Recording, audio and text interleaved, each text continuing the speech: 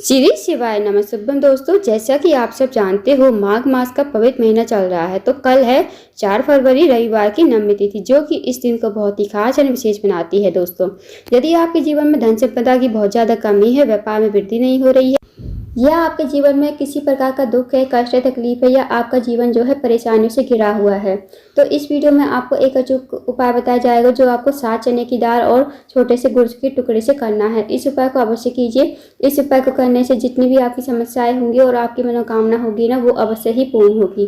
तो दोस्तों, पूज्य गुरु जी कथा को सुनकर अच्छे से समझाने का प्रयास करेंगे। आइए दोस्तों, जानते हैं उपाय कैसे करने हैं।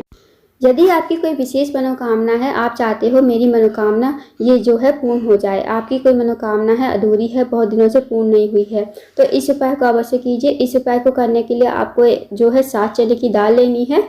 7 चने की दाल जो लोगे दोस्तों, वो खंडित नहीं होनी चाहिए, इस बात का ध्यान रखें। उसके बाद आपको लेना है एक तांबे के पात्र में 1 लोटा जल, साथ ही आपको लेना है एक छोटा सा गुड़ का टुकड़ा। अब इन्हें लेकर आपको चले जाना शिव जी के मंदिर में। दोस्तों, शिव जी के मंदिर में जाकर सबसे पहले आपके पास जो 7 चने की दाल है ना, वो आपको शिवलिंग के ऊपर श्री शिवाय नमस्तुभ्यं कहते हुए समर्पित कर देनी है। उसके बाद जो आपके पास छोटा सा गुड़ का टुकड़ा है और एक तांबे के पात्र में 1 लोटा जल है, वो गुड़ का टुकड़ा उसी लोटे के जल में आपको डाल देना है। अब आपको ये लोटे के जल हाथ में लेना है, अपनी मनोकामना बोलनी है। जो भी आपकी मनोकामना है, चाहे वो धन से जुड़ी हुई हो, व्यापार से जुड़ी हुई हो, या नौकरी नहीं लग रही हो, जैसी भी समस्या हो, आप महादेव से बोलिए और इस लोटे के जल को आपको श्री शिवाय नमस्तुभ्यं कहते हुए शिवलिंग के ऊपर धीरे धीरे समर्पित कर देना है। दोस्तों, फिर दोस्तों आपको 2 मिनट मंदिर में बैठना है, श्री शिवाय नमस्तुभ्यं का जाप करना है। उसके बाद आपको भगवान को प्रणाम करके विनती करके आपको घर आ जाना है।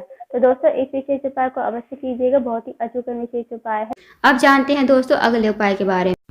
यदि आपकी कोई अधूरी मनोकामना रह गई है, आपने कई प्रकार के व्रत कर लिए, पशुपति के व्रत कर लिए, फिर भी आपकी जो है मनोकामना पूर्ण नहीं हुई, तो इस उपाय को अवश्य कीजिए। रविवार की नवमी तिथि के दिन आपको क्या करना है, आपको 5 हरे मूंग के दाने लेने हैं। जो हरे मूंग के दाने आप लोगे वो खंडित नहीं होने चाहिए, इस बात का ध्यान रखें। उसके बाद दोस्तों आपको लेना है एक तांबे के पात्र में 1 लोटा जल। अब इन सामग्रियों को आपको लेकर चले जाना है शिव जी के मंदिर में। अब इस उपाय को आप सुबह से लेकर शाम तक कभी भी कर सकते हो। शिव जी के मंदिर में सबसे पहले आपके पास जो 5 हरे मूंग के दाने हैं, वो आपको जलाधारी पर ही समर्पित करने हैं। अब दोस्तों, आप सबको पता होगा कि शिव जी का जो पूरा परिवार होता है जलाधारी पर ही विराजमान होता है। तो सबसे पहला जो हरा मूंग का दाना है, वो आपको श्री शिवाय नमस्तुभ्यं कहते हुए गणेश जी के स्थान पर समर्पित करना है आपको। अब गणेश जी का स्थान दोस्तों, जब हम शिव जी पर जल समर्पित करते हैं, तो जलाधारी जहाँ होता है, जलाधारी का जो सीधा हिस्सा होगा ना, जहाँ से जल नीचे बहकर गिरता है, तो उसी तरफ गणेश जी का स्थान होता है। तो वहाँ पर आप पहला हरा मूंग का दाना श्री शिवाय नमस्तुभ्यं कहते हुए समर्पित कर दोगे। उसके बाद दोस्तों जो दूसरा हरा मूंग का दाना है, वो आपको गणेश जी के लेफ्ट साइड पर कार्तिक जी का स्थान होता है, वहाँ पर आपको श्री शिवाय नमस्तुभ्यं कहते हुए दूसरा जो हरा मूंग का दाना है वो आपको समर्पित कर देना है।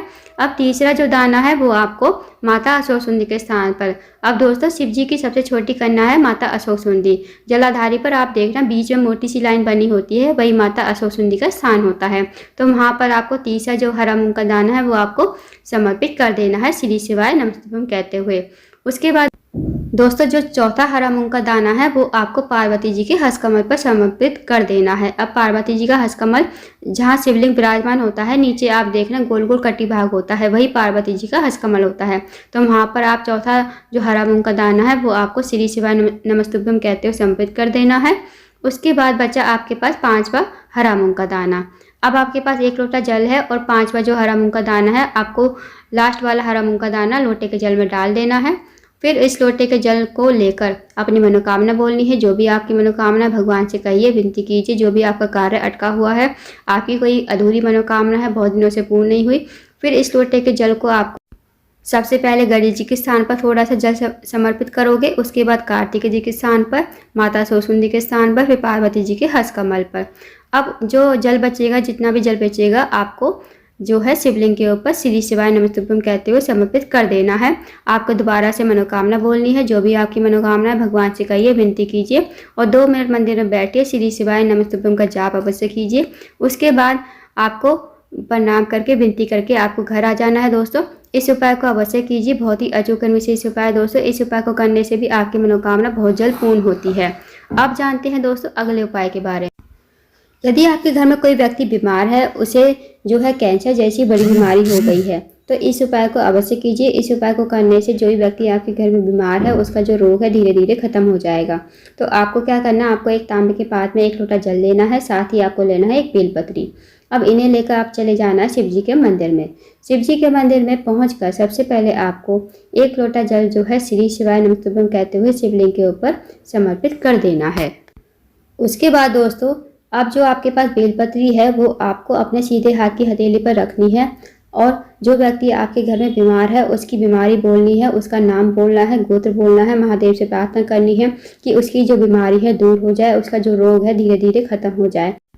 तो आप ऐसी मनोकामना विनती भगवान शिव से करोगे और उस बेलपत्र को शिवलिंग के ऊपर समर्पित कर दोगे श्री शिवाय नमस्तुभ्यं कहते हुए। 2 मिनट आपको मंदिर में बैठना है, श्री शिवाय नमस्तुभ्यं का जाप करना है।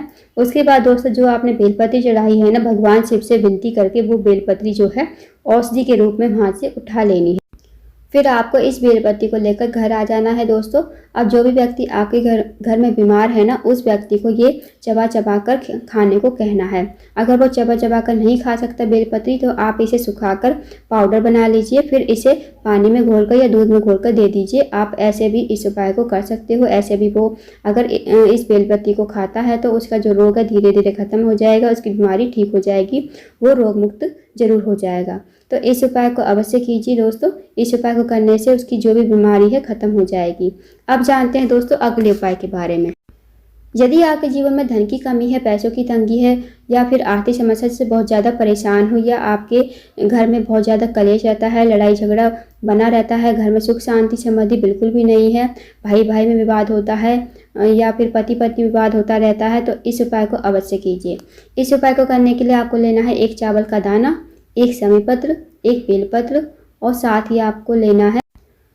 ही दोस्तों आपको लेना है 1 हरा मूंग का दाना और 1 तांबे के पात्र में 1 लोटा जल। अब इन सब सामग्री को लेकर आपको चले जाना है शिव जी के मंदिर में।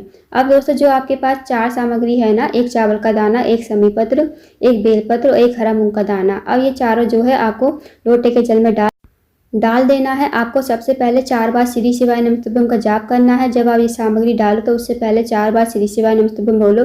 फिर इन सामग्रियों को आपको लोटे के जल में डाल देना है। उसके बाद इस लोटे के जल को आपको शिवलिंग के ऊपर श्री शिवाय नमस्तुभ्यं कहते हुए धीरे धीरे समर्पित करना है। फिर आपको महादेव से प्रार्थना करनी है, विनती करनी है। जो भी आपके जीवन में धन से जुड़ी कोई समस्या है, व्यापार नहीं चल रहा है, नौकरी नहीं लग रही है, या कोई और आपके जीवन में कोई समस्या है, तो महादेव से कहिए, विनती कीजिए। 2 मिनट मंदिर में बैठकर श्री शिवाय नमस्तुभ्यं का जाप अवश्य कीजिए। उसके बाद भगवान को प्रणाम करके विनती करके आपको घर आ जाना है। दोस्तों, इस विशेष उपाय को भी अवश्य कीजिएगा, बहुत ही अचूक विशेष उपाय है। दोस्तों, वैसे तो सारे उपाय जो है मनोकामना पूर्ति के लिए है, एक जो उपाय है रोग मुक्ति के लिए है। यदि आप इन उपाय को करते हो तो आपकी मनोकामना अवश्य ही पूर्ण होगी। दोस्तों, अगर आपको जानकारी पसंद आई हो, वीडियो को लाइक करें, शेयर करें, चैनल को जरूर सब्सक्राइब करें, कमेंट बॉक्स में श्री शिवाय नमस्तुभ्यं हर हर महादेव जरूर लिखें।